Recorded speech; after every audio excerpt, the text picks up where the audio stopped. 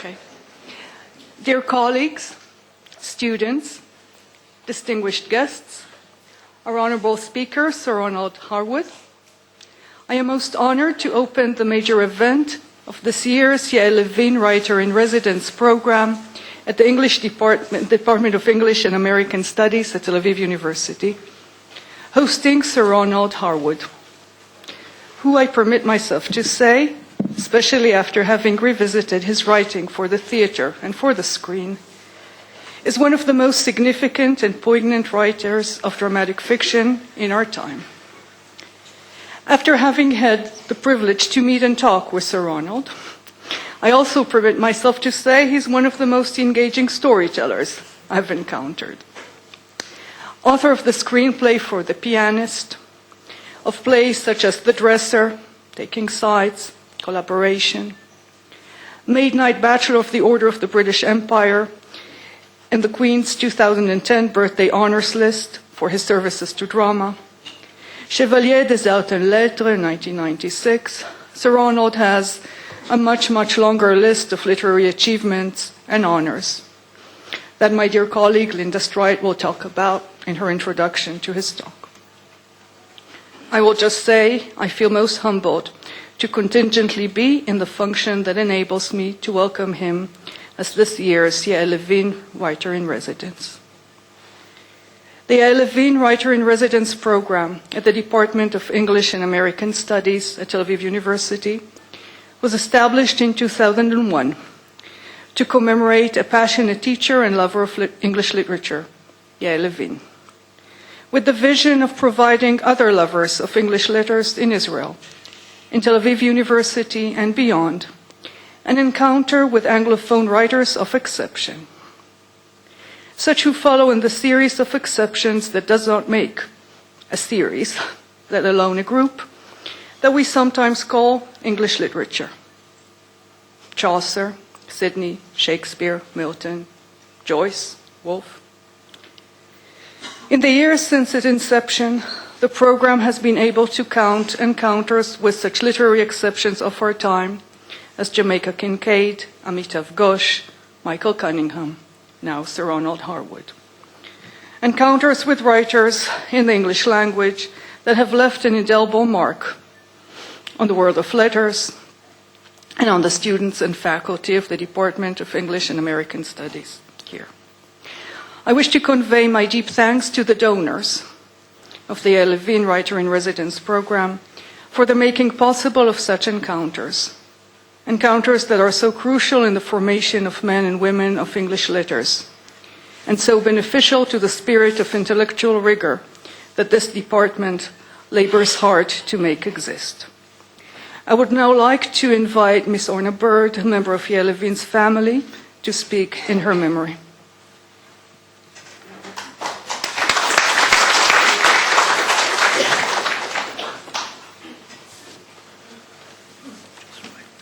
Thank you.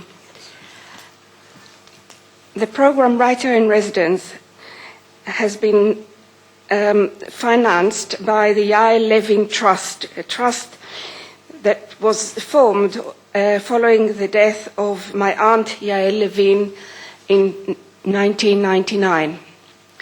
I think three words come to mind when you think about Yael Levin: brilliance, modesty, and generosity.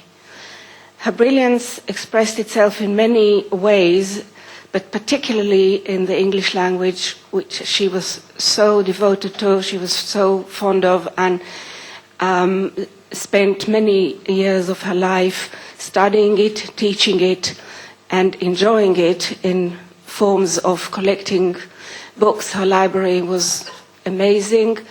One of your teachers here has inherited that library after her death, and her great ability also expressed itself in very small things like playing Scrabble and always finding the 7-letter words when it came to the crunch. Few of us were brave enough to try and play against her. Her career started as a brilliant student at the University of Beirut. English literature was her subject. She then came back to Israel and taught English at the Reali School in Haifa, only for a short period, following which she had a very successful career in the diplomatic corps. She raised in the echelons of the service despite being a woman, which was at her time very rare. But just as she was to be appointed as a consul, her second quality kicked in, her generosity. She sacrificed her career in order to look after her mother, who was bedridden for 17 years, together with her sisters, and she stopped working.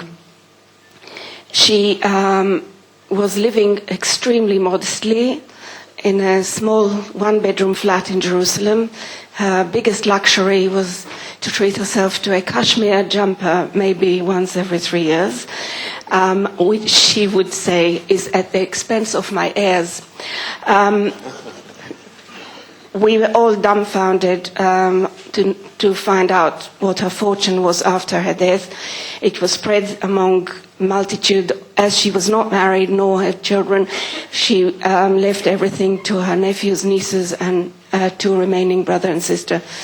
We immediately formed a trust fund which financed many different projects, and this is one of them. We all enjoy it very much, I must say, and we are very honored to have this distinguished guest today. I thank you.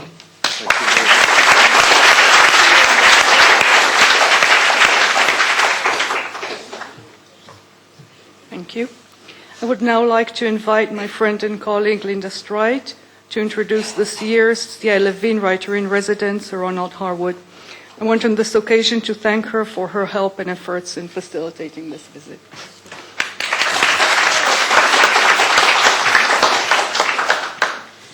Good afternoon, everyone. It's a great pleasure to welcome Ronnie, as I know him, but Sir Ronald Harwood here to the university. Can I also mention thank you to Simon Kay from the British Council for being here. I know that Ambassador Gould couldn't be with us, but we're very happy to have you. So let me give you a little introduction. First of all, Sir Ronald, as you see him, was in fact born Ronnie Horvitz in Cape Town in South Africa, and I know we have some Cape Townians here. And he wanted to become an actor, but he had an English teacher who said to him, Ronnie, that name is far too, well, foreign sounding if you want to make your life in the public eye. So he advised him to change it to Harwood. And then Sir Ronald went to live in London in 1951 to pursue an acting career. And he first was studying at RADA, the Royal Academy of Dramatic Art, where he met Harold Pinter, who became a lifelong friend and director, and they worked a lot together. However, life being what it is, unfortunately, sadly, Sir Ronald's father died and his mother couldn't manage to pay for the tuition. So for that reason, Sir Ronald decided he would try and pursue an acting career. And the first, one of the things that you did was to become a dresser to the very famous Shakespearean actor Sir Donald Wolfett. And that is the reason why we have this marvelous play, The Dresser, because you used all of your experiences of the time of being with a great actor and seeing the persona on the stage and off the stage and all of the caprices and everything that goes through it and what an actor goes through when he's fading towards the end, and that amazing relationship between the two men, between the dresser and the actor. Now, The Dresser, 1983, it was nominated for an Oscar, and it became catapulted due to international fame. It has been produced all over the world. It was here twice, once at Habima, once at the Camry, and as we were talking the other night, you mentioned that it was also in a wonderful production in Moscow. But you said, well, it was a wonderful production, but it wasn't mine, it was Tolstoy's. And so we know you so well as a playwright and as a screenwriter, but you've also actually been right in many different genres. So as a biographer of Sir Donald Wolfett, television biopics of Mandela with Danny Glover as Mandela himself, as a novelist, as an editor about actors, Gielgud Guinness, literary adaptations, radio scripts.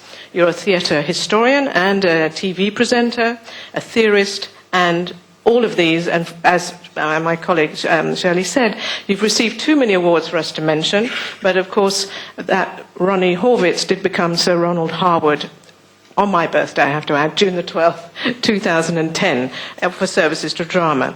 So I think we should call you a Sir Ronald of all trades, not just a jack of all trades. So if I talk just a second about as a screenwriter, numerous screenplays, for example, Love in the Time of Cholera, Being Julia, The Pianist, which was nominated and won an Oscar in 2003 for Best Adapted Screenplay, and also The Diving Bell and the Butterfly in 2007 was nominated for an Oscar. You won for that a Golden Globe Award. Right? No, you didn't? Oh, wrong. Nominated but didn't win, sorry. Just as good. I've been nominated about 5 times, never won. Okay, next time. So, The Pianist, I'm sure you've all seen that wonderful, wonderful film. And basically what we're talking about is the fact that you're very interested in musicians and in artists, and how artists overcome triumph by their art, how art can really have a transformative power. So we see that in The Pianist, we see it in The Diving Bell, and I'm sure I won't say any more because I'm sure you're going to tell us about that. But basically, it's how people overcome calamitous circumstances that we wouldn't want to be in. And then, as a screenwriter, what you did is you used all of your knowledge, and you wrote a theory book, Ronald Harwood's Adaptations from Other Works into Films, which has been called, quote, that rarest of things among screenwriting manuals, a treasure trove of brilliant advice from an esteemed practitioner. And now let me turn a little bit to some of the themes for writing, what inspires you. And way back in 1983, when you gave that BBC series, All the World's a Stage, I happened to be in London at the time and so followed it, 13 parts I think it was, and which you said back in 1984 when it came out, quote, what counts in the theatre is the pulse of life, the imaginative charge which can be generated when actors and audience come together. Our presence changes the performance just as it changes us. So that whole connection to the audience, we're like almost before your time, the whole reader response, actor, audience, director, all of that relationship has always been very important to you. And also the creative process, that you have this fascination for the stage which comes out in all of your plays. And as we know very much in Taking Sides and in Collaboration, the issue of the artist in anguish, of the artist struggling with his own demons, and the notion of survival. So in The Dresser you have that first, the individual struggling with himself, later that struggle between private ideals and national laws, as we have in Taking Sides and Collaboration. And you've said that what interests you is the moral dilemma. And we all have choices, and as you've said, the question is how would we have behaved in such a situation? So this is something that you write about very much. It's the chemistry between your characters which pushes forward, I think, the films very much, the plays. So we have in The Dresser the whole relationship, as I said, between the actor and his dresser. In Taking Sides, the interrogator and the one who's being interrogated, the composer and the librettist, the idealist and the realist in Collaboration. And as you said, what is it that inspires you? We've asked you and you said, unless I've got the smell of a character or human conflict, I can't do it. So it's bringing out the shades in grey of the characters rather than black and white that we see very much in your plays. As you said, like Chekhov, quoting from Chekhov, there are no good people and no bad people in my plays, only people, which makes them very realistic. Absolutely, yeah, good. And so, glad you agree. And if we talk a moment about in Taking Sides, a wonderful play about the conductor Furtwängler, and we see very much, and I'm sure you're going to talk about it, but we see the crudeness in the interrogator, and we see the culture in the actual conductor himself. And it's a very interesting switch that you do there. And the same in collaboration, we see very much the differences, the dichotomies between the great artists and their personal life. And it makes it very accessible. And I'm going to leave you to talk more about that as well. Basically, it's the audience. Where is the audience in all this? Where does the audience take sides? Is it one or the other? And the most important part is we can't draw a dividing line. So I wanted to just finish with John Peter in the Sunday Times was talking about Harold Pinter's direction, in which he said of taking sides. Harold Pinter's direction has the tidal power of clarity and restraint. He and his actors have set their faces against rhetoric and the temptations of emotional overcharge. Pinter understands and respects Harwood's decision to let the characters make their own case without the luxury of seeing themselves as tragic figures on a world stage. The tragedy is for us to sense. And you have said also that we underestimate audiences, and you believe that audiences are intelligent. So I hope everybody here is extremely intelligent. And it only remains for me to say that we welcome you very much here, and we are delighted for you to share with us your secrets of writing for the theatre and writing for the screen. Thank you.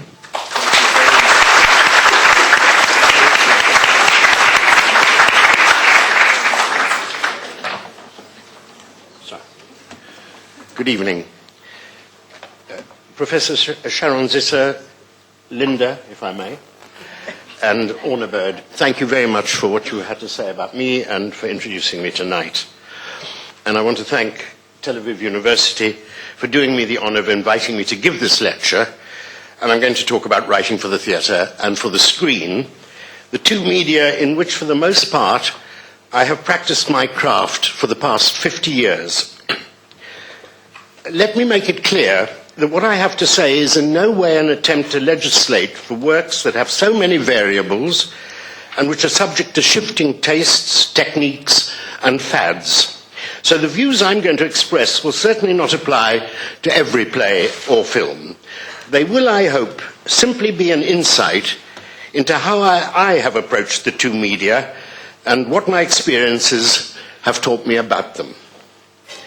I should also add, rather arrogantly you may think, that thank God there are very few of us who write both for the theatre and for the cinema, so I don't mind giving too much away.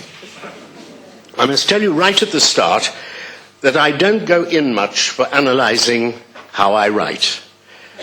And I will say something that might anger some of the academic faculty and puzzle some of the students. And it's this. I don't believe that writing for the stage or screen can be taught, but I do believe that it can be learnt. But how? How are these things to be learnt? Or, more to the point, how did I come to learn them? I have discovered, even now, after more than 50 years, that there has been one certain way in which this unending process of learning can be achieved. And that is to sit down and write. The actual art of writing is to the writer what exercise is to the athlete. And it is, in my view, the best way to learn.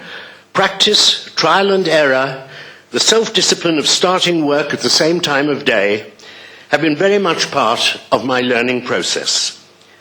And it is in writing that I discover the life of the characters and hope to experience that exciting moment when I'm taken by surprise by what one of them may say or do, and I never plan ahead. I let the story and characters unfold as I write.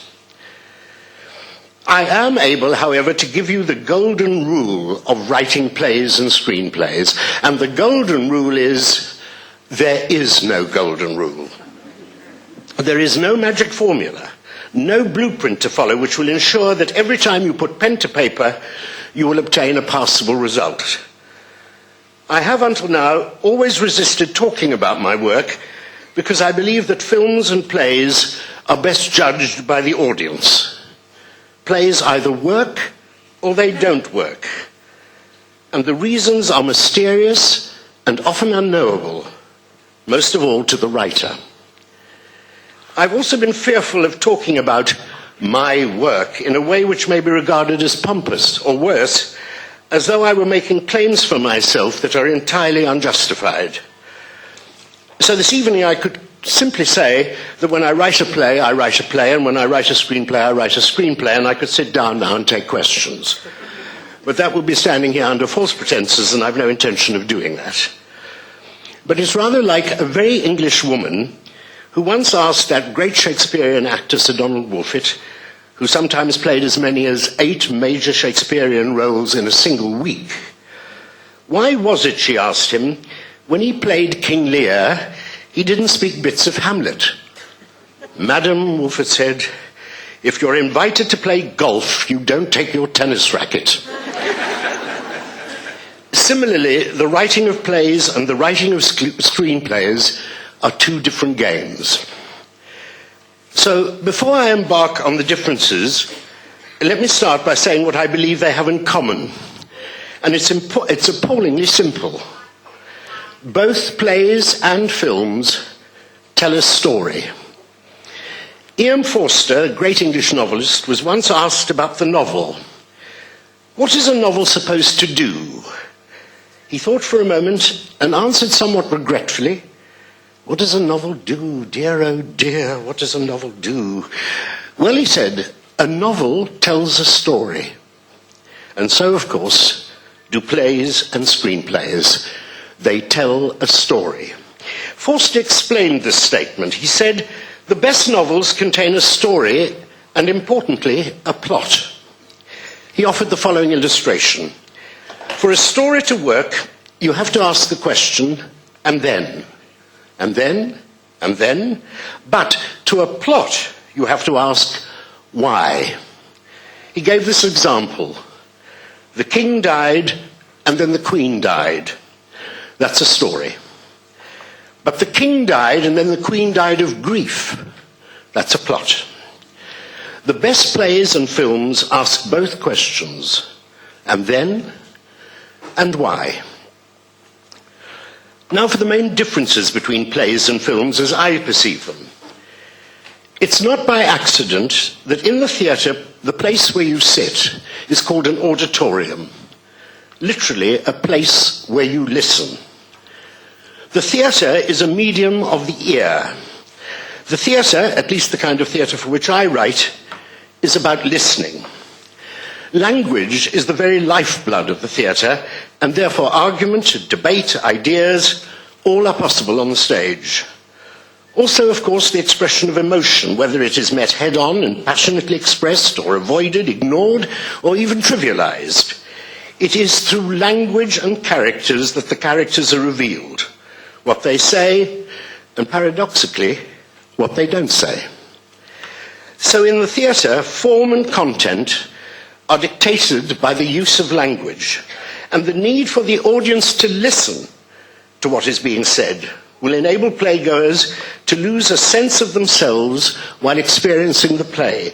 Interestingly, the loss of self-consciousness is essential both for audience and actors, which is how they become united in the play's time and space.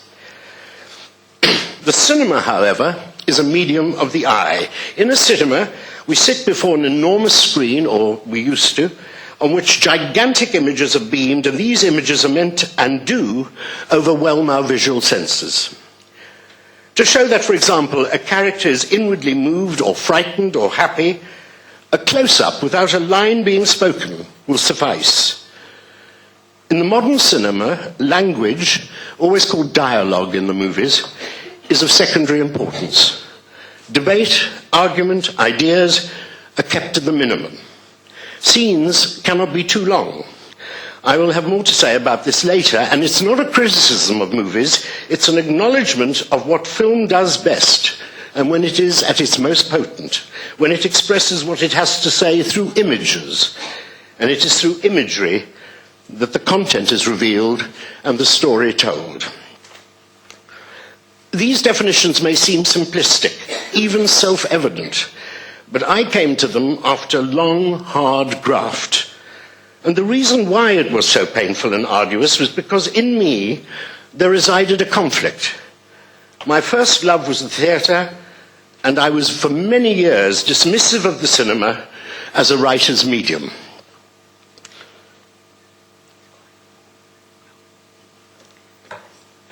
Let me explain how this came about, because I believe it to be important in the development of my approach to writing for the theatre and for the cinema. I am now going to sally forth on my favourite subject, me. But I do so, believe me, not just for self-gratification, although that's always pleasurable, but because of how I approach writing for the theatre and the cinema, and why I write about the subjects that from time to time possess me, is entirely dependent on who I am. And I suspect that's the same for all writers. I was, as Linda told you, born in Cape Town, South Africa, in 1934. My parents were both from Jewish immigrant families. My father, who spoke English with a heavy foreign accent, escaped from the pogroms in Lithuania. My mother was born in London of Polish parents, who had also escaped persecution.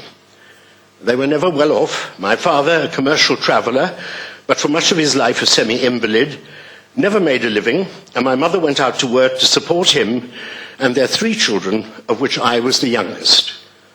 So how was it that the son of these poor immigrants from Europe, born at the very tip of Africa, became obsessed with every aspect of the theatre in general, and with the British theatre in particular? The affair began when I was 6 years old, and I don't think it would have been central to my life so early if it had not been for the South African accent. With the greatest generosity in the world, the South African accent cannot be described as attractive. Guttural, a touch raucous, and burdened by downward inflections, sentences were in my day peppered with ach, man, hey, and many words borrowed from Afrikaans and other indigenous languages.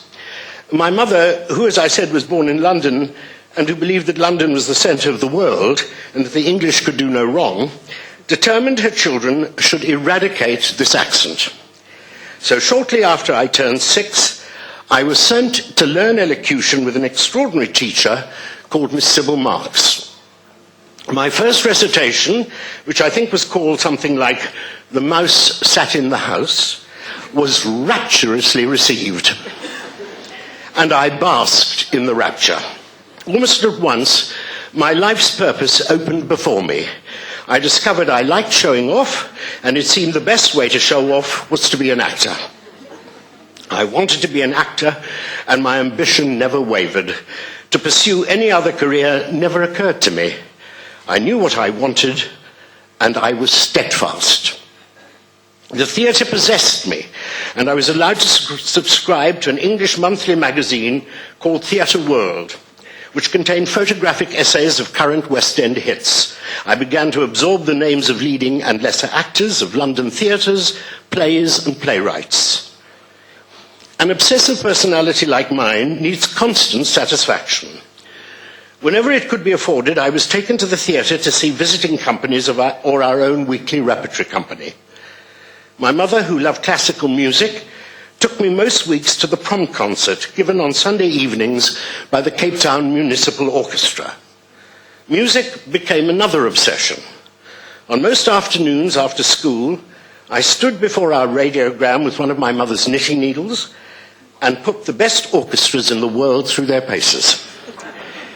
My daydreams led me to believe that conducting might be my métier, but my piano teacher, Mrs. Seligson, detected a fault that would prove fatal. I was unable to keep time accurately. Undeterred, I continued to conduct my radiogram concerts in private, and for as long as I can remember, music has been central to my life, providing spiritual nourishment, tranquility, and a profound sense of renewal.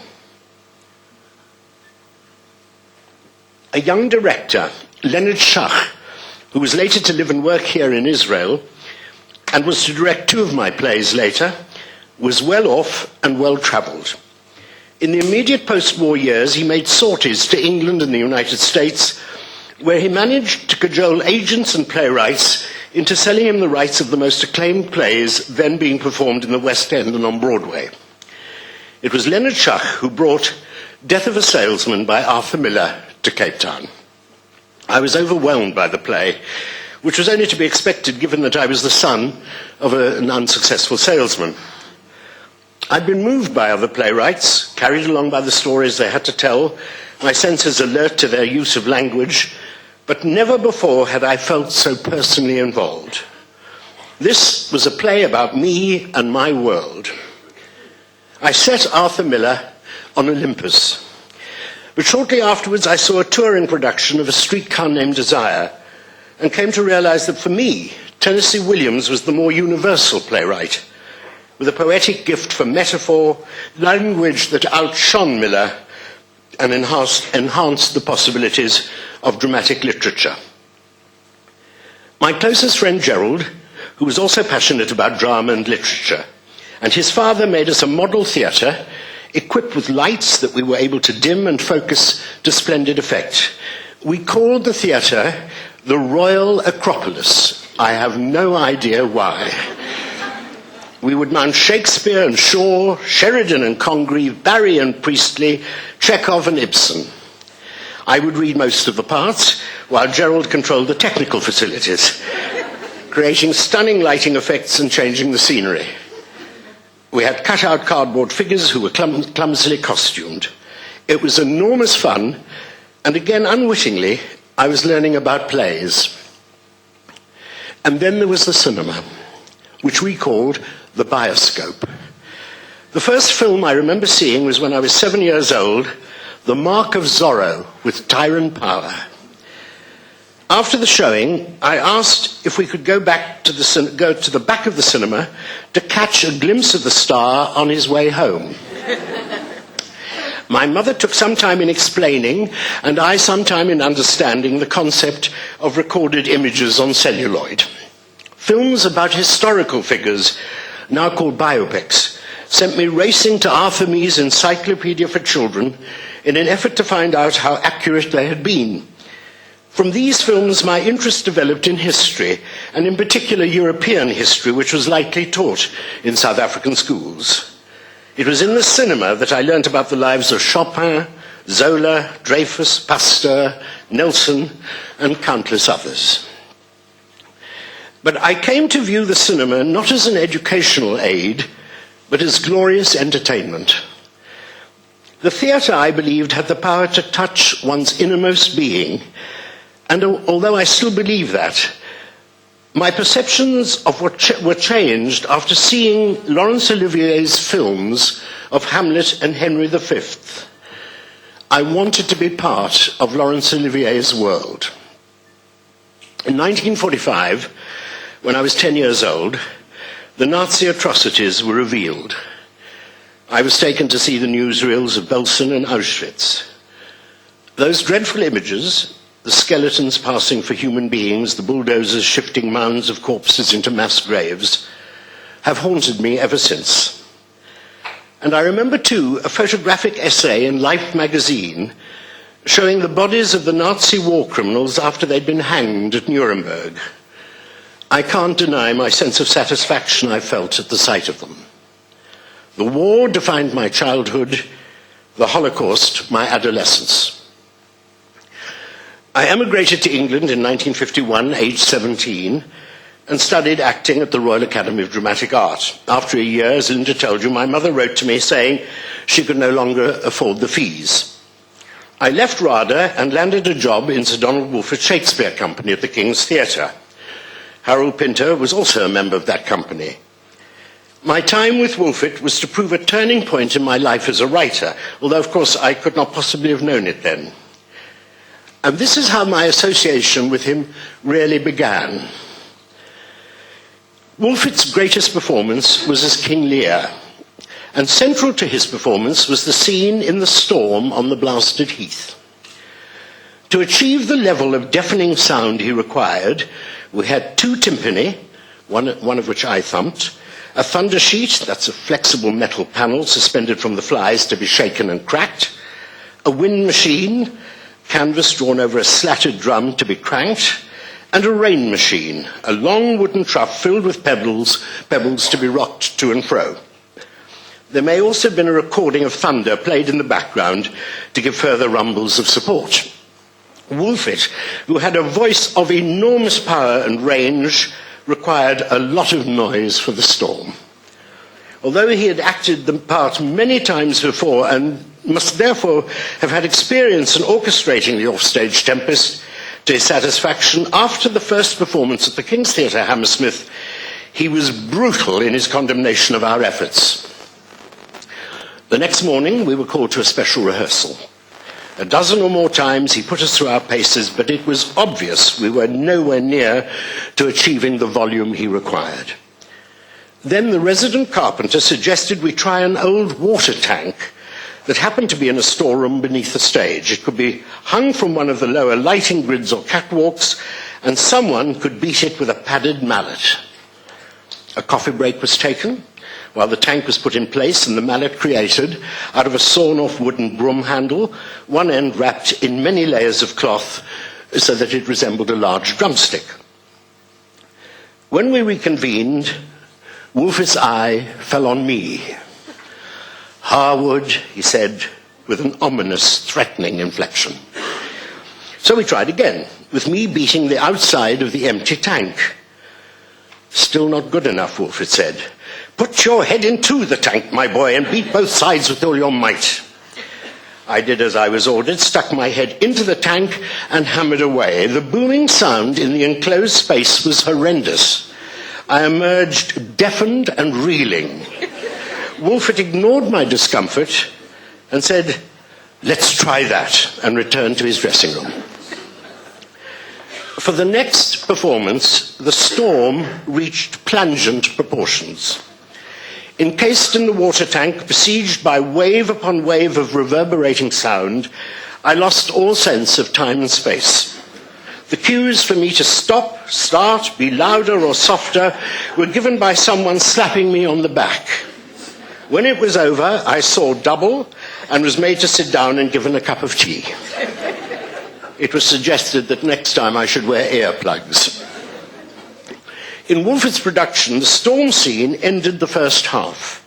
After the interval, while I was standing in the corridor by the pass door to the stage, smoking a cigarette, still trying to recover my equilibrium, Wolfit, bedecked in garlands of wild flowers for Lear's next scene, descended from his dressing room. He too, I remember, was smoking a cigarette which made him look like a down-and-out on the scrounge. He paused and said in hushed tones, "The storm, my boy, very fine tonight." "Thank you, sir," I said. He nodded several times as though Lear had palsy. "You're an artist," he said.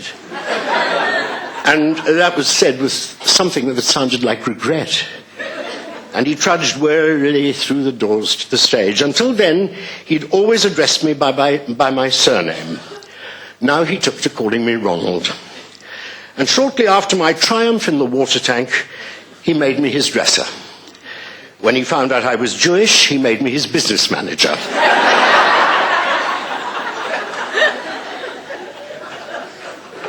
I just turned 20. And in those capacities, I worked for him on and off for the next 7 years. When I wasn't working for Sir Donald, I did odd jobs as an actor, mostly in weekly repertory companies in the south of England and in the Midlands, but I didn't start writing until 1959, the year that I married. I was out of work and my wife, Natasha, was pregnant with our first child. I was about to take manual work on a flyover that was then being built near where we lived in Hammersmith. But that November, my father-in-law, who was a director of an office machinery company, gave me a typewriter for my birthday. I sat down and in 3 weeks found I'd written a novel about South Africa called All the Same Shadows. The moment I finished that book, Natasha was out shopping, I remember, I found I could not catch my breath. I had to pace up and down to regain my composure. And I knew at that moment that I was onto something inside myself, suddenly aware of an unfamiliar impulse that I understood subconsciously, was central to my existence. I wish I could demystify the experience, but I can't. I simply report what happened to me. I tell of these things not, as I have said, just to recount my biography, but to set the stage, as it were, for my approach to writing, which was to become my profession. Over the next several years, I wrote mostly novels and television plays, but why, you may ask, did I not write for the theatre, my first true love? In 1956, just before I began as a writer, the Royal Court Theatre in London presented John Osborne's Look Back in Anger, and the world of the theatre changed overnight. The plays of Noel Coward and Terence Rattigan, two wonderful playwrights, were unfairly swept aside to give way to a new breed whose chief concerns were anti-authoritarianism, the English class structure, and freeing society from taboos, mostly sexual taboos. A sort of unspoken censorship came into existence. Plays, in order to find a production, had to be committed. But, well, one was never told exactly what they had to be committed to. Given that I was an immigrant, the themes that preoccupied the natives were entirely foreign to me. I had no insights into the English class structure, and so could not possibly write plays about it. Socially, I had never been made to feel alien or excluded, but the theatre of that period did exactly that. For more than 20 years, I felt isolated from the theatre as if somehow I had failed to obtain the right entry visa. But times change. It should be remembered that the critics had been more avant-garde than the playwrights. They had been so ecstatic about the new breed of writers that, according to them, you could have made a list of great playwrights from Albee to Zuckerman. But towards the end of the 1970s, many of the dramatists who had been so acclaimed began to lose their luster, and the reason perhaps was simply because they had done what was required of them. The committed play seemed less in demand. And now, if we find the attitudes and preoccupations of the past faintly ridiculous, it's best not to be too smug. You may be sure that our posterity will find us wanting where we least expect it. My first breakthrough in the theatre came with my adaptation of Evelyn Waugh's The Ordeal of Gilbert Pinfold, with Sir Michael Hordern brilliant in the title role. We received rave reviews. This encouraged me to write A Family, which dealt with real events from my past and in which Paul Schofield gave a stunning performance. The play was taken apart by the critics. The phrase bad reviews took on a new meaning. But curiously, the critics did me a great service. They made me defiant.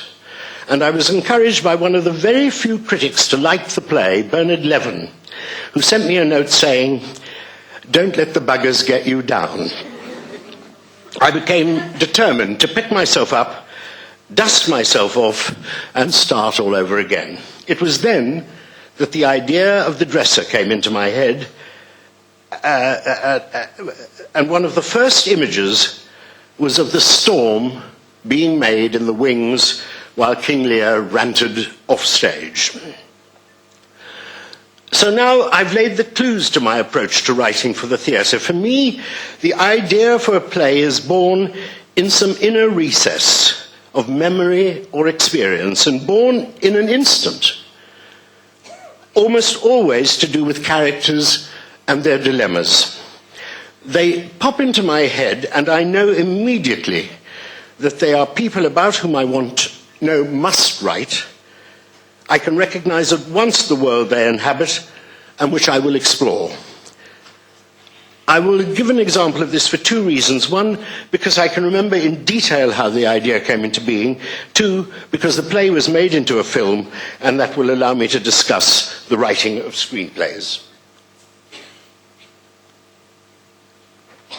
The idea was to become Taking Sides, my play about the great German conductor Wilhelm Furtwängler.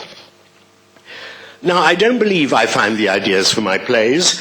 I believe the ideas find me. And it sometimes puzzles me why this should be.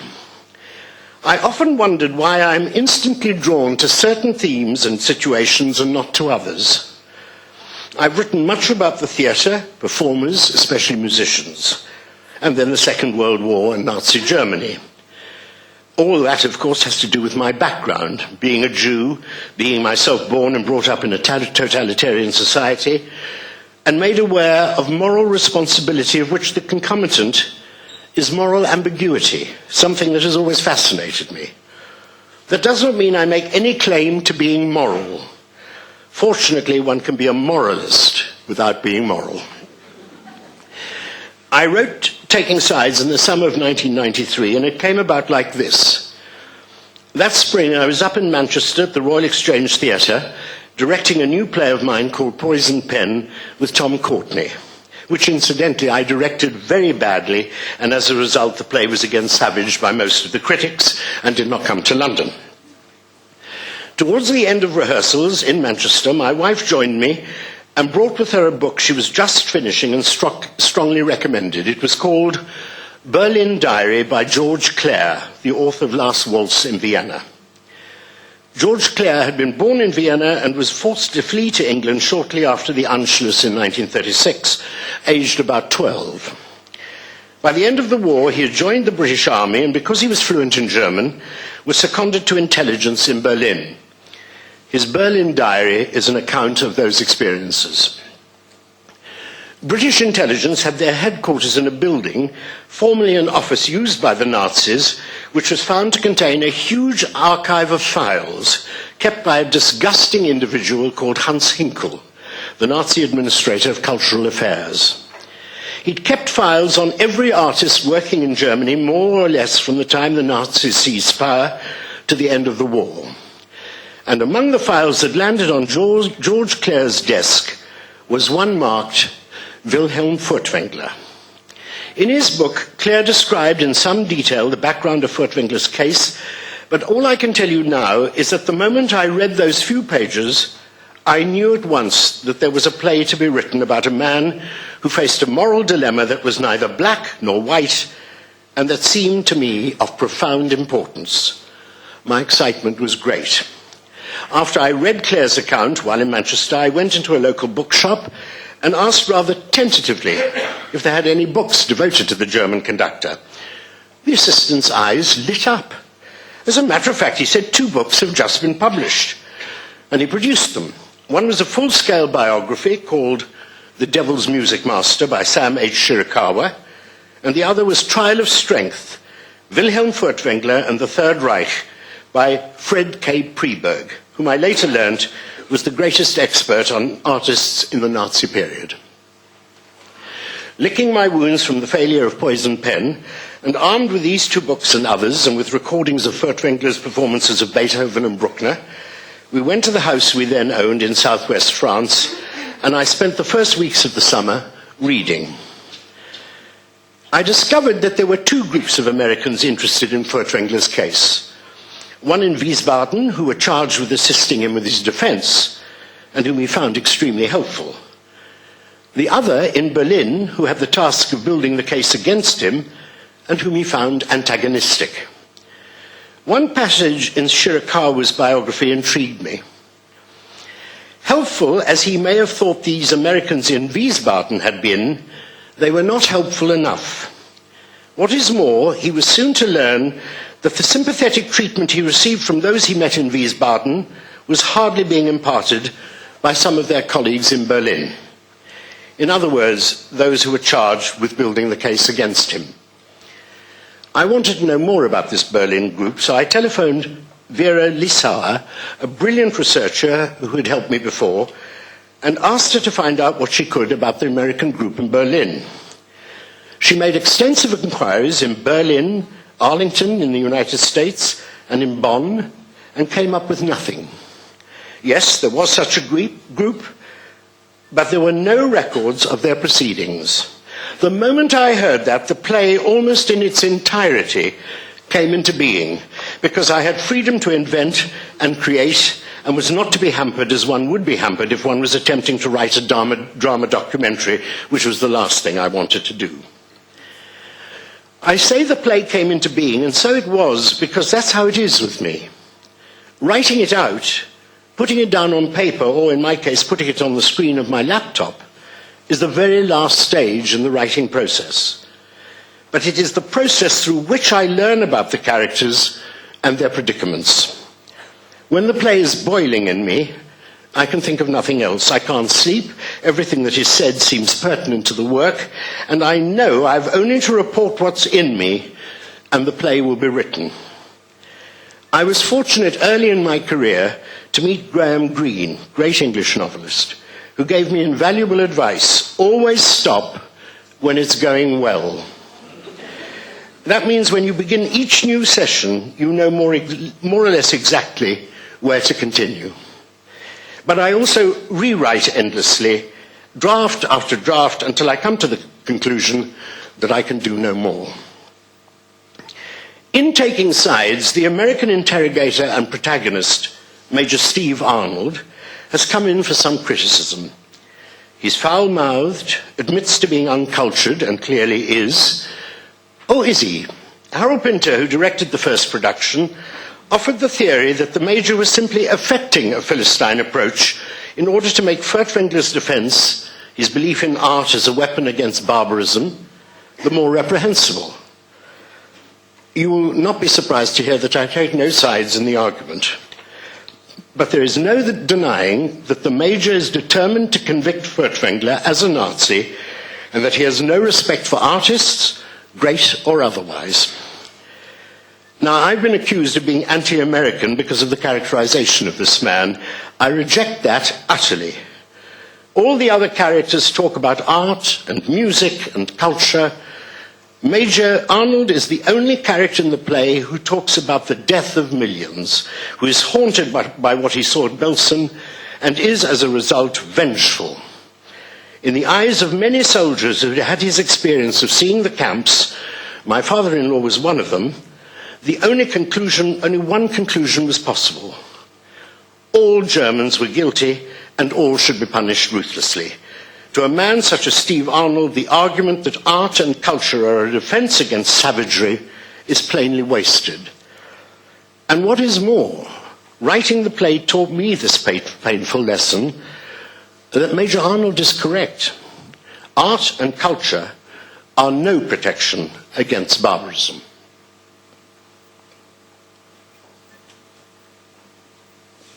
Then, too, people are inclined to believe that the views expressed by characters in a play are the views held by the playwright.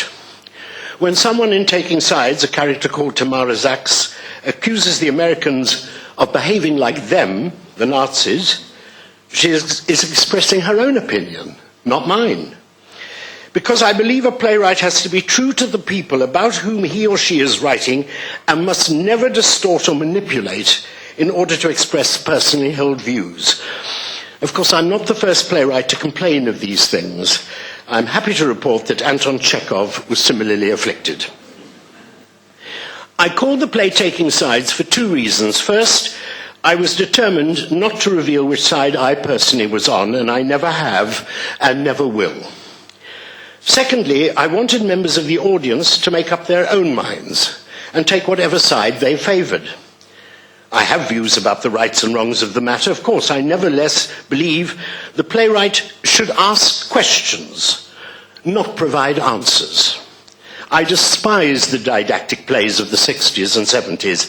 I abhor the playwright as propagandist. I am not a great admirer, to say the least, of George Bernard Shaw or Bertolt Brecht. And yet audiences seem to like being told what to think. I do not. Allow me to illustrate the moral ambiguity by which I am so intrigued. In Collaboration, the companion piece to Taking Sides, I wrote about the composer Richard Strauss and his collaboration with his Jewish librettist Stefan Zweig. Now, Strauss had a Jewish daughter-in-law and two Jewish grandsons. The Nazis promised to protect them if Strauss cooperated by becoming president of the Reich Chamber of Music. He agreed. After the war, Strauss, like Furtwängler, who was his deputy in the Chamber of Music, was bitterly criticized for his connections with the Nazis, although neither were ever members of the party. At the end of the play, Strauss has this to say: "You must understand that if ever I appeared to collaborate with the Nazis, it was because I did my utmost to protect my Jewish daughter-in-law, Alice, and our grandchildren. To some extent, I succeeded, though several members of her family, including her mother, were slaughtered. I even went to the gates of the concentration camp in the hope of getting the old lady released. I told them who I was, but the answer came,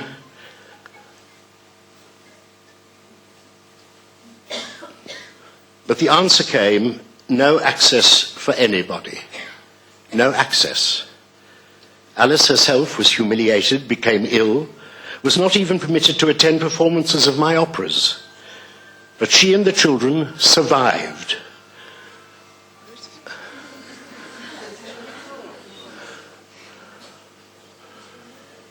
Are we done? Have you got a deal? Alice herself was humiliated, became ill, was not even permitted to attend performances of my operas. But she and the children survived. Survived, thank God. What would you have done in my shoes? Consigned them to the gas chambers? I was compelled to protect my family. For that I feel no shame. My motives may not have been pure, but at least they were human. It's that question, what would you have done, that lies at the heart of my moral impulse. People ascend the moral high ground as easily as if they were taking a ski lift, never asking themselves the most important question, what would they have done? There is nothing more facile, it seems to me, than criticizing from a great distance, either geographic or historic. After one performance of my play, Taking Sides, within the space of 3 minutes, I was literally grabbed hold of and told by one member of the audience that I had been too kind to Furtwängler, who was an evil monster. Then by another that I had martyred a great artist. I knew then that I had more or less achieved what I set out to do. Since the play's first performance and its presentation, I'm happy to say, in many languages, I've received countless letters, some incidentally from former American interrogators like Major Arnold, telling me that my major wasn't brutal enough.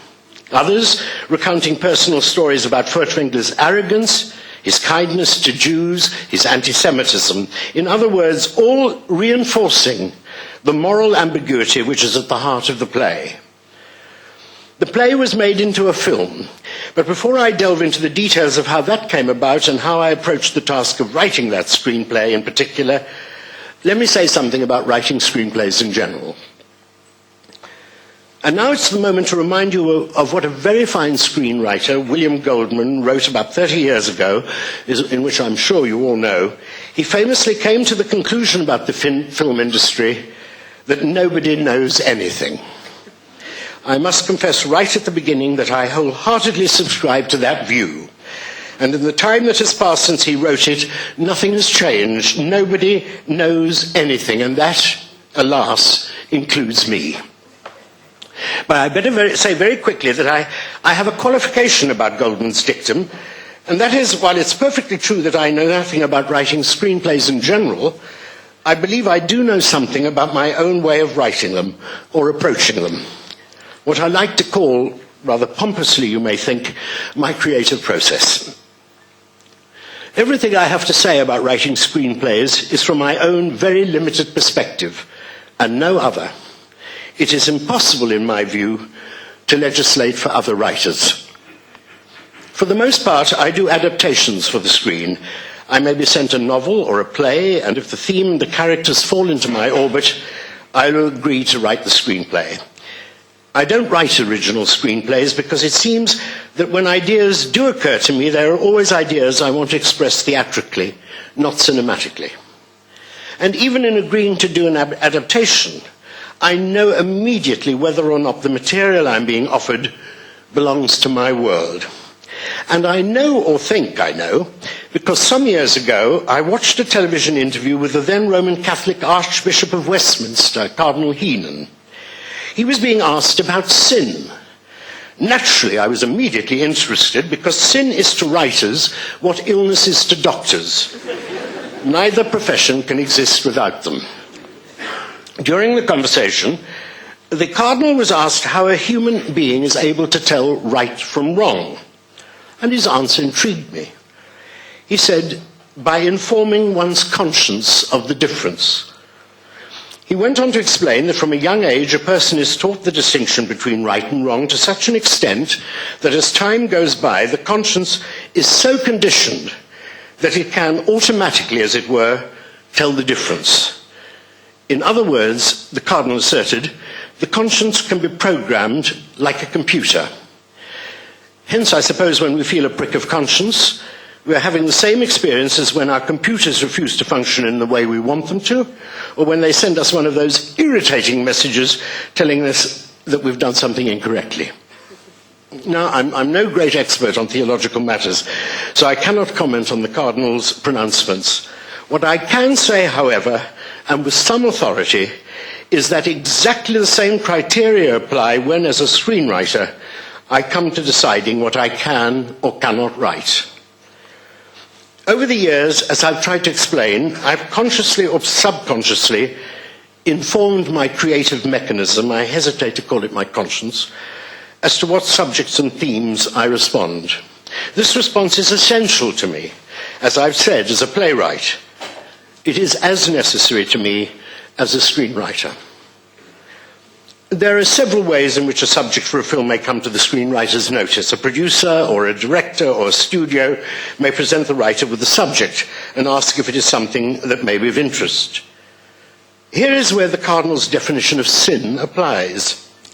I said I know immediately if the book or the play appeals to my creative and technical process, but I didn't always.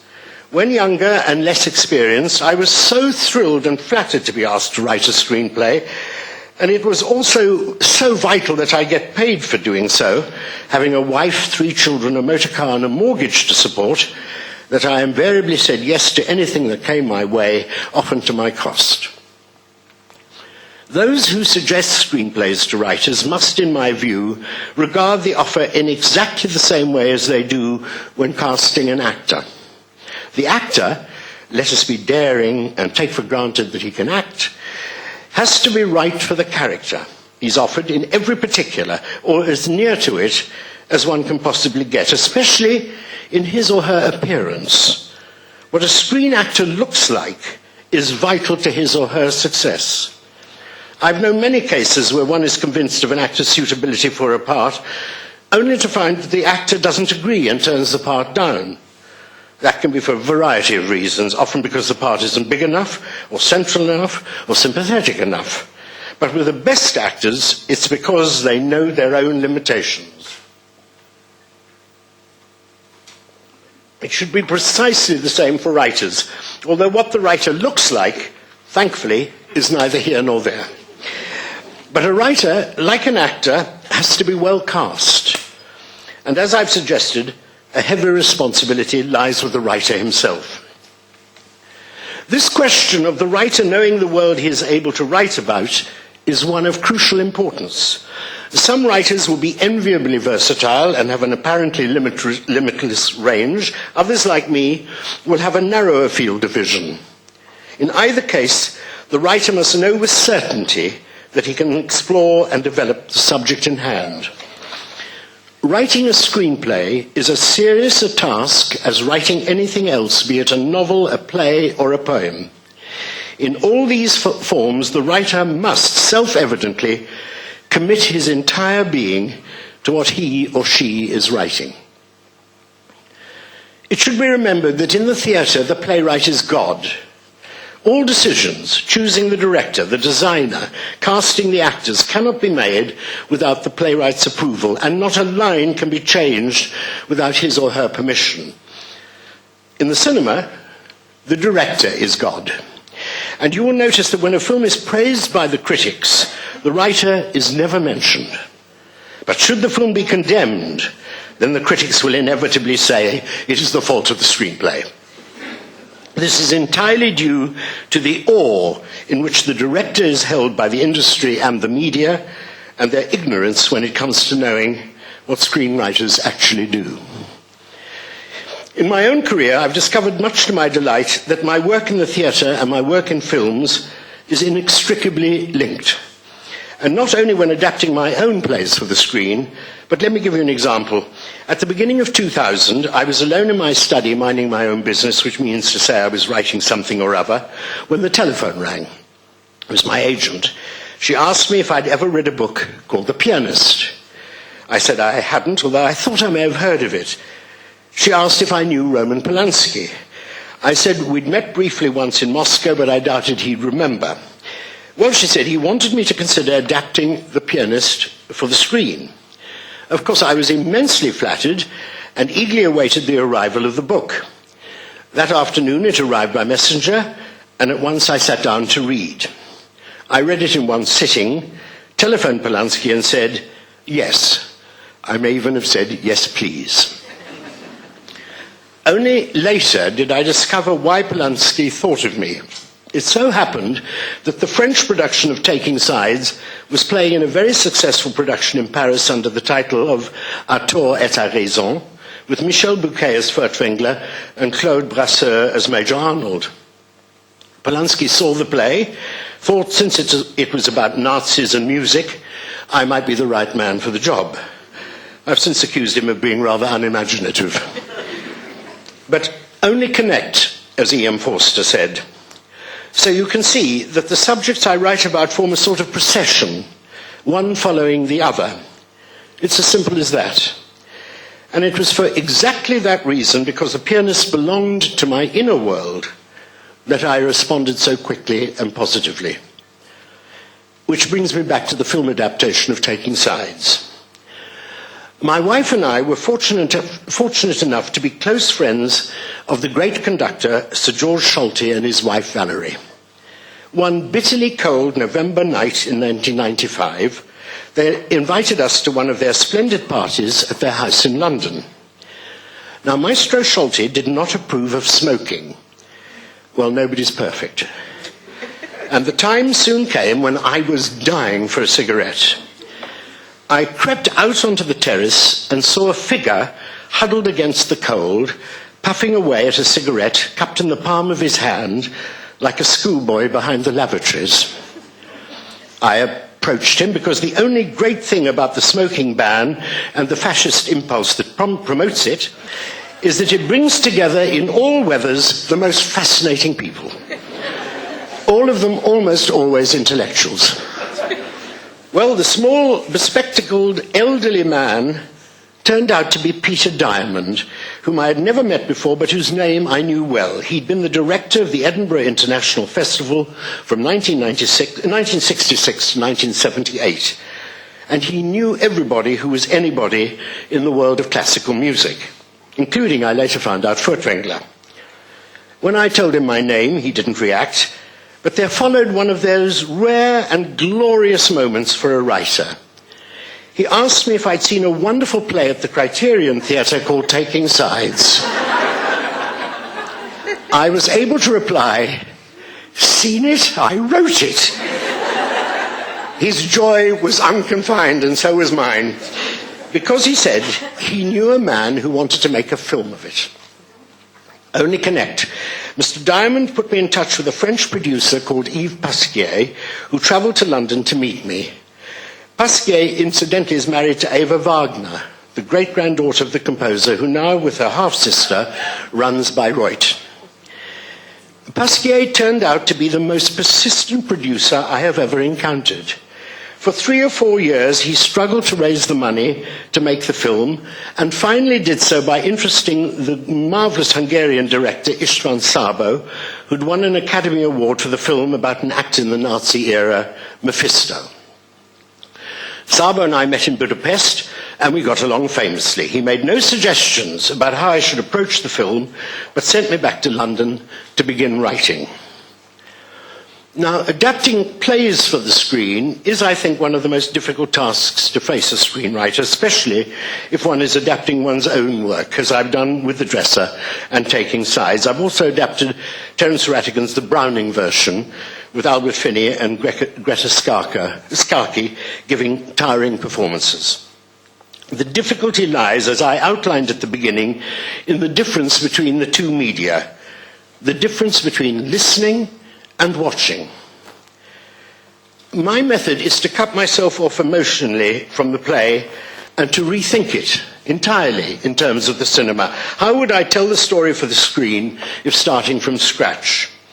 How to dramatize visually the conflicts and arguments. The first thing I do is to see what I can lose.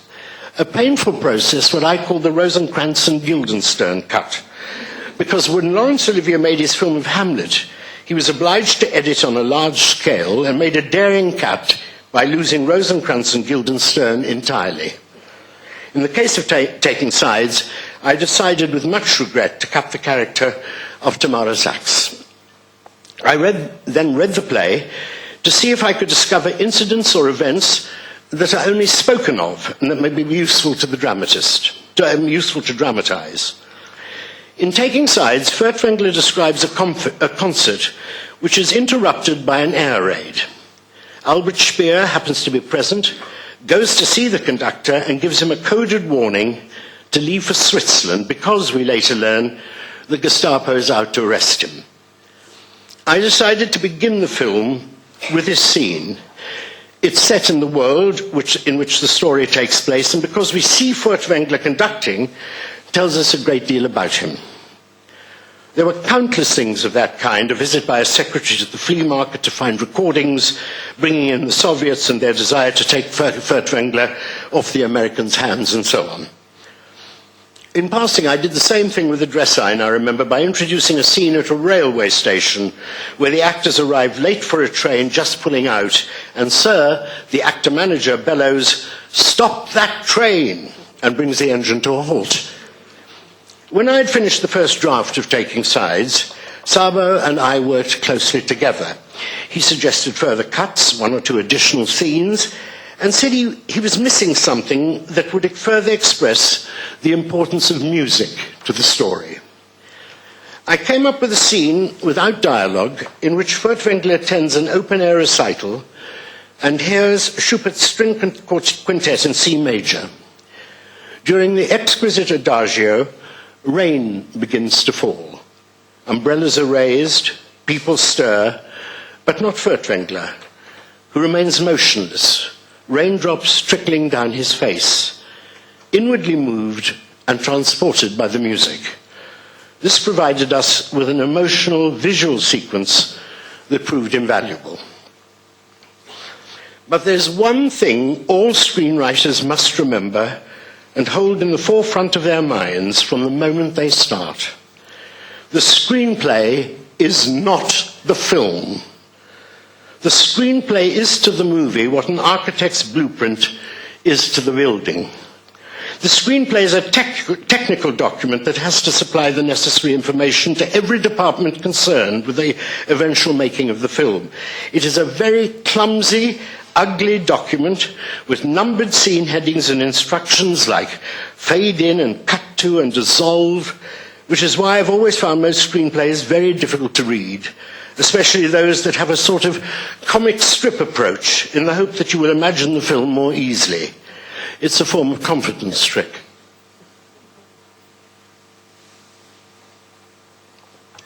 Just in passing, a few years ago, when working with Roman Polanski on our second film, Oliver Twist, we had to make cuts to accommodate our limited budget. I decided that we could lose our original beginning and start later in the story. I presented my new version to Polanski, who suddenly looked up from the first page and asked me, as if he'd never seen it before, "Fade in. What's that mean, fade in?" Well, I have to admit I was stumped. I said I didn't know, but it was customary to start a screenplay with those words, fade in. "Cut it out, it's meaningless," he said. And so it is. It's a convention, a meaningless convention. And in all my screenplays since, I don't put in fade in and fade out and never will again. And this difference between the theatre and the cinema, between language and image, is an ever-present conflict. Of course, films use language, but it's of secondary importance. Nowadays, filmmakers believe that audiences have such a brief concentration span that storytelling in the cinema demands short, sharp scenes, each one with a new visual interest. This trend, I believe, certainly in America, has come about because of the commercial. No form that I know of places such stress on brevity. The product being advertised has to be sold in a minute or less, and so the assault on our sensibilities is violent and brutal. The commercial has enormously influenced the cinema, as has a terrible phrase by financiers, the feel-good factor. Because it's believed that audiences must leave the cinema feeling optimistic and happy, you'll note, for example, how many TV films end with characters laughing maniacally. The cinema now finds it increasingly difficult, almost impossible, to deal with tragedy. Even the theatre is infected and is sometimes wary of the tragic ending. I believe this to be especially to the cinema's detriment, but it's no good complaining. That is now the way of the world. For my own part, my approach to screenplays is to tell the story as clearly and as interestingly as possible, remembering always Francois Truffaut's confession. All my films, he said, have a beginning, a middle, and an end, but not necessarily in that order. I'm a little on guard, however, about over-constructing a story, flashing back and flashing forward, of glimpsing memory in short, sharp cuts, or asking for a split screen every now and then in imitation of the commercial or of the news channels. I sometimes think that unfolding the events in that way is a symptom of the filmmaker's lack of confidence in the story. Or perhaps it's simply an admission that there isn't any story to tell. Or it may even be a cry from the director, "Look, mother, I'm a director." I avoid including camera directions like the plague. I do so because I know if I were to write in, say, a close-up, you can be sure it will end up as a long shot. There is no point in telling the director how to shoot the film. He will have his own ideas, which will override the screenwriters. He will also have the advantage of having studied the set designs and having chosen the locations. I have one further confession to make. I'm not very au fait with technical terms or indeed the mechanics of filmmaking. I don't know a dolly from a crane. So I try to tell what's happening in any given scene simply by setting out the action and supplying the dialogue in the hope that the reader will know exactly what's intended. And I stick rigidly to describing only what can be realized on the screen. I never say, for example, what a character's thinking or feeling unless it is absolutely clear from the action or dialogue. By being as precise as possible, I am simply trying my utmost to make the screenplay readable. What conclusions, if any, are to be drawn from my experience as a screenwriter? Certainly, I've learned that the screenwriter's relationship with the director is at the very heart of filmmaking. But the screenwriter must learn, and it's sometimes a painful lesson, that he is not an equal partner. Indeed, he's somewhat subservient. Once the film goes into preparation, the writer is distanced from the center of things. Some writers, I'm told, visit the set and watch the filming. I avoid it like the plague. I would rather check in at an airport than watch a day's filming. I have to say I've been very fortunate with the directors with whom I've worked, especially Polanski, Sabo, Lewis Gilbert, Peter Yates, and Norman Jewison. Once the screenplay was agreed, none of them allowed the actors to change a word without my permission, which is, believe me, very unusual. Polanski was especially generous, involving me in the editing process, which was, for me, hugely enjoyable. So in truth, the approach to writing for the theatre and writing for the cinema is vastly different. What they share is the need to tackle both with the same degree of commitment. I've learned that in both media, form is of secondary importance. What a play or film is about stands above all else. For me, writing a play has to be born in my inner world. The subject for a screenplay has to invade that world and take up residence. But as I said at the beginning, there is no magic formula, no golden rule. I wish there were. I only know that each time I begin a play or a screenplay, it is though as I've never written one before. I honestly feel as though I'm writing my first play or my first film, something I hope to be doing again in the very near future. Thank you.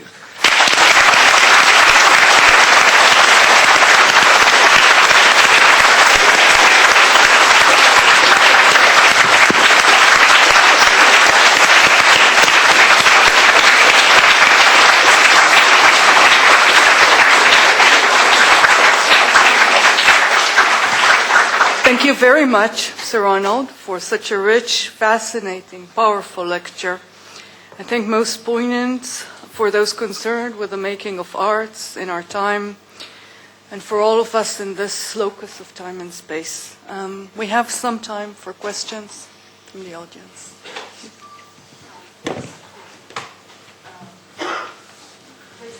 First, let me thank you for this delightful talk. And this is perhaps a more philosophical question, but I would like to ask your opinion on the creative practice as a form of influencing reality, specifically in, well... Tell me, no, because you see, I tell you what, I have to make another confession. I'm not an intellectual. I never went to university. I don't do analysis. I can't read a book and tell you anything about it except whether I enjoyed it or not. It's really terrible. I'm lacking in that respect. So when you ask me those kind of questions, I'm at a terrible loss. And I feel totally insecure. And I don't want to. So try and put the question simply to me, as you would to a child.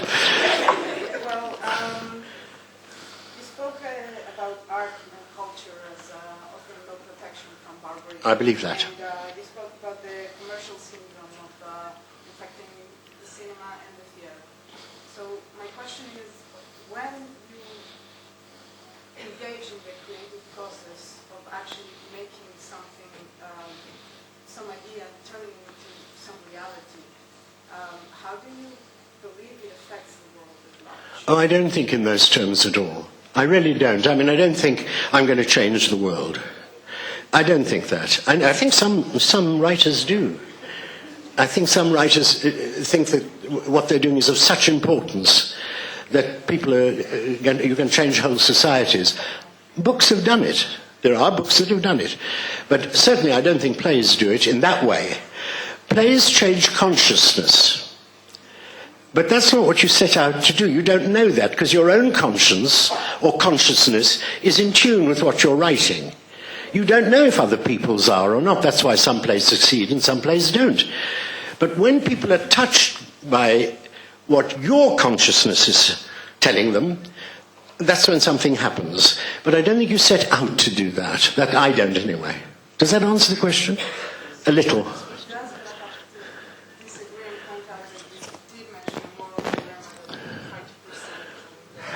But I don't take sides. I don't say you have to behave like this or like that. I'm not a moral preacher. I just simply present the dilemma, which you may not have thought of before. And I know with the plays about taking sides and collaboration, especially when we had question and answers afterwards, people struggled with the moral dilemma. It's not as if they knew it all the time. People pretend they know it. People pretend they knew that Strauss had a Jewish daughter-in-law. They did not. And all moral decisions are a question of choice. And a chap in the audience said to me, it's an impossible decision for Strauss. How can it be a question of choice? His children, his daughter-in-law, his grandchildren were in danger. Nevertheless, it's a question of choice. Yes. Over there. Perhaps you'd like to come forward. No, my voice is loud enough. Okay. I'm going to call you Ronnie. Please. I don't know if you recognize me. I've still got my South African. I can hear that. I'm going back 60 years. Still you, that it's through you that I did English literature. And not that. Like me. Like me. Because I couldn't stand the teacher. But that's beside the point. Tommy Thompson. He was a psychopath. I must tell you Forgive this class reunion, will you? That Ronnie was a great actor. No, I wasn't. I came along because I wanted to respect, to hear you, knowing you, but your performance and your delivery and everything, I can't believe It's the same fella. the same person.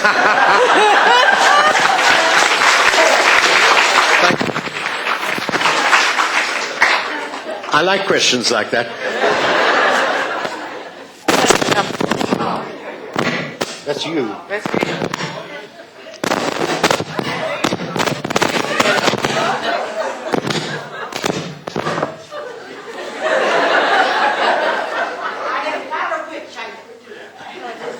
Do you still feel maybe that having been an actor has contributed to... Oh, without doubt. Without doubt. I always say to my colleagues who never were actors that I don't know how they write plays without knowing what I know. When you're an actor, you know a character has to go off stage. If you want him to come back dressed in a different outfit, he has to have time to change. You know those things just by instinct. I don't know how people like Stoppard and my old friend, the late Simon Gray, knew these things. Pinter and I often discussed it. Both of us had been actors in the Wolford Company. Of course, it was an immense pleasure. Often, writing a play is like an improvisation for an actor. And you put it down and you then edit it, of course, and refine it. But there's something in playing a character that is very important, to me at any rate, in my writing. Were we at school together? No. Sorry, but we have many other things in common. Wait for it. Thank you. Breathtaking presentation. All the time in the world, you had no idea how much you were going to give us. And you did, with what you presented here with yourself today, what I can see you do with whatever you do. Oh, how kind of you. Thank you very much. Thank you. As a teacher, director, and actor, which I do, in experiencing some of the working with directing, different things occur to me, as you spoke of. To direct it, in a film, it's all gone. It's all gone, and new things happen. Completely, it's like I'm a different human being. Well, there's such a technical burden in films. Completely right. It's technical, it's, you yourself alone and see very clearly. Well, the best directors I've worked with only concentrate on the actors, Right. as if they were in the theatre. I mean, Polanski pays very little attention to the cameras.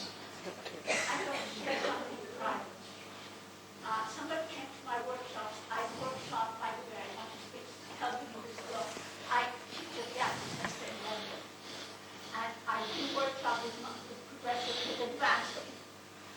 One of the guys who teaches directors to work with actors, who teaches directors of film and television, came to my workshop and said, you must come and teach my directors how to work. They know nothing about how to work. Well, it's true, some film directors don't know at all. No. And they work as a technician. With a light, sound, and Absolutely agree. Next question.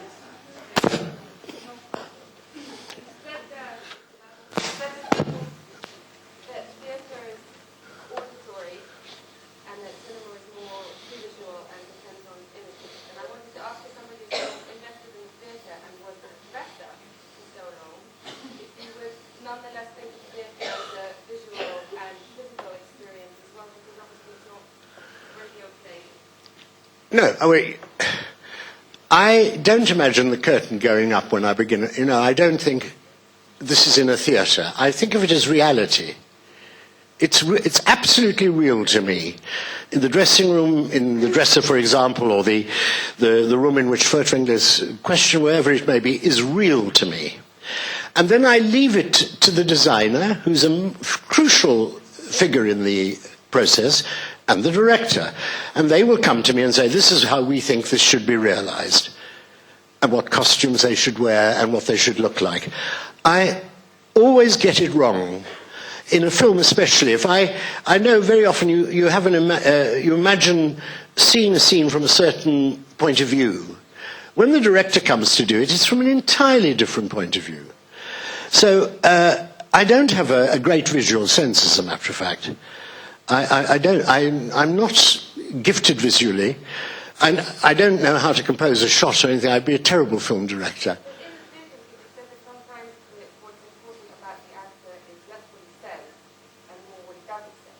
It can be. No, in certain plays it can be.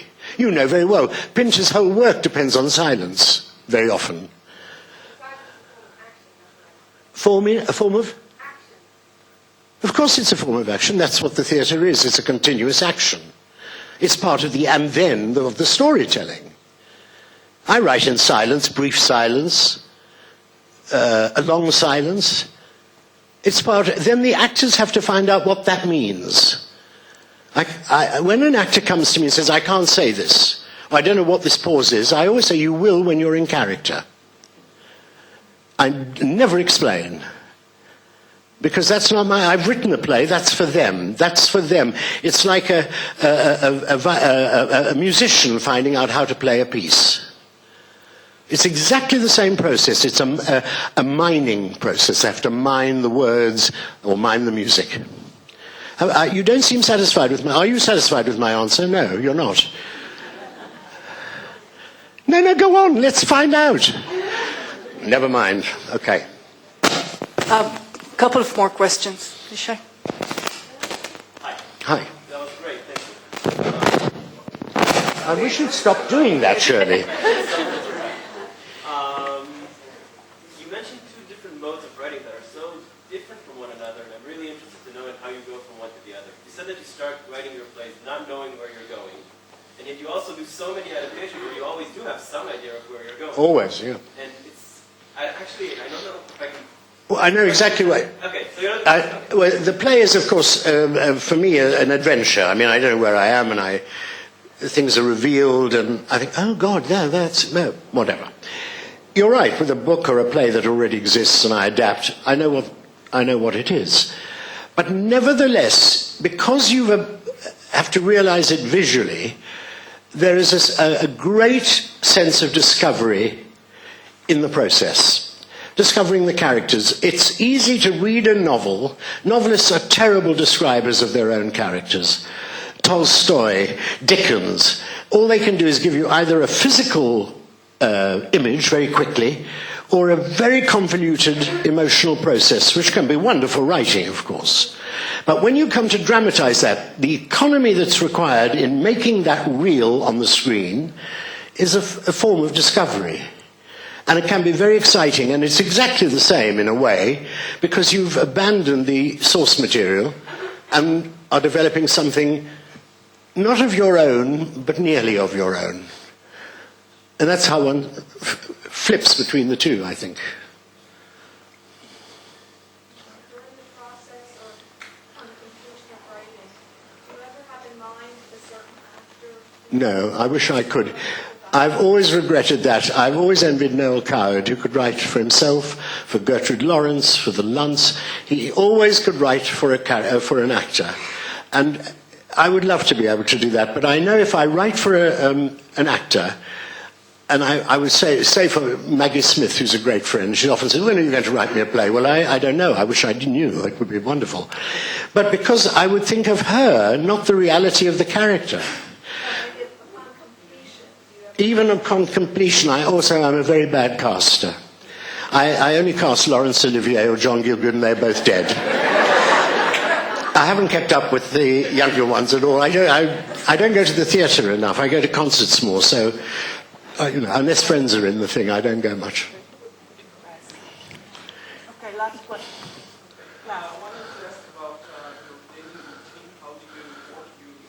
I know people are fascinated. I'll tell you. I've never had one. Never had one. I'm sorry. I'll tell you the quick story about J.D. Salinger, who had a terrible one for about 50 years.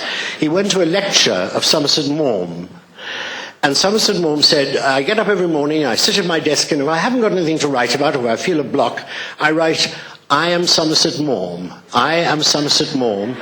And something will come. And Salinger got it. He said, that sounds terrific. I'm going to try that. And a few weeks later, a friend said to him, how did you get on with that? He said, well, I tried it. It didn't work. I wrote, I am Somerset Maugham.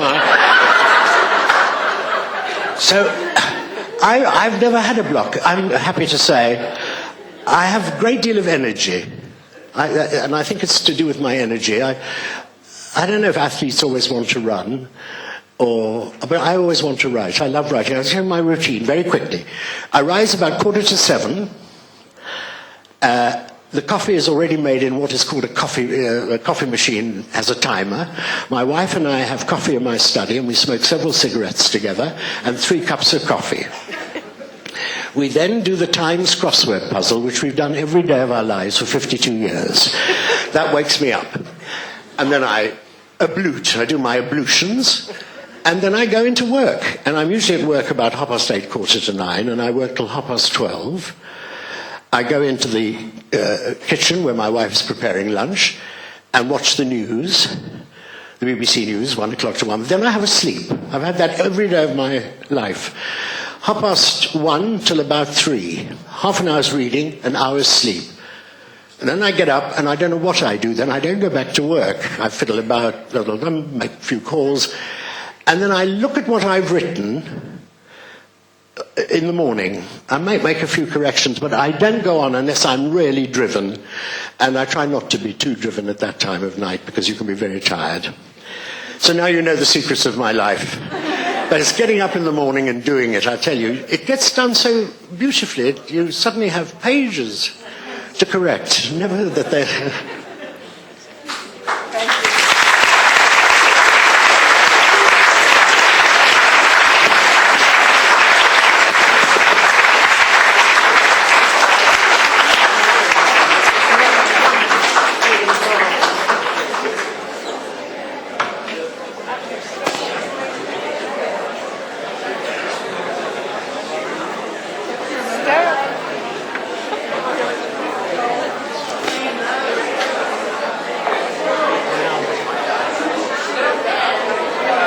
This young student wants to